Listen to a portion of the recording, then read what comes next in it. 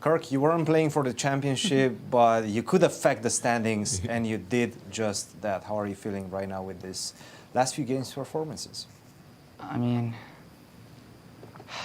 I don't know. I mean, this game was just a complete mess, but this is what I was striving for before the game. I just wanted to play a very chaotic, stressful game. I just think, I mean, my opponent basically didn't play so good under a lot of stress, which is understandable because he was obviously fighting for first place and doesn't want to lose with white. A stressful game. I don't think I've ever heard that before. You were gunning for a stressful game. That's very interesting. For because both sides, yeah. For both sides, of course, but especially for him because he was playing with so much pressure on his shoulders. That's a very intriguing strategy. How did you come up to that with that idea? I mean, I think I've been on the receiving end of that a couple of times in my life, but that's why I chose this dubious open Sicilian line for black. I didn't know the lines so well, but even if the position goes bad, it's very hard for white to keep everything under control. In these types of games, the evaluations change a lot, and it's a very complicated position. And another thing that you were doing, you were putting a lot of pressure on your opponent's clock early on. You were playing fast, even though you said that you didn't know the opening, but you were still playing fast, confident chess. Tell us a bit about when you felt you're starting to gain the advantage, you're starting to take over. Yeah, so first of all, yeah, I played fast so I could put him under more stress on the clock.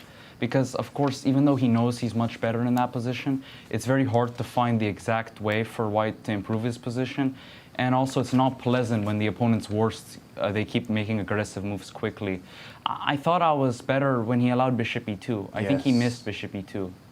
Yes, that's what we thought as well. Bishop to e2 was a big turnaround for this game. Maybe f5. This was an interesting move. Did you consider this move at all? Didn't even consider it. Probably my opponent didn't either. I thought he was going to give the exchange, but not like that. Like rook g1 maybe, Yes. and then g5, something like that? Yes, something like this, or even g5 in the first position, one of those two moves. I didn't think of f5 at all.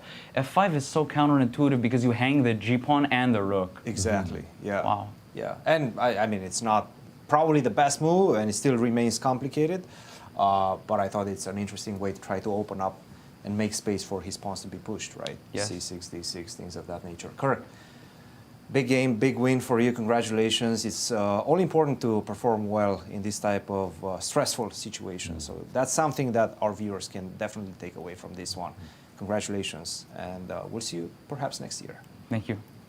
Our congratulations as well, Kirk. Definitely a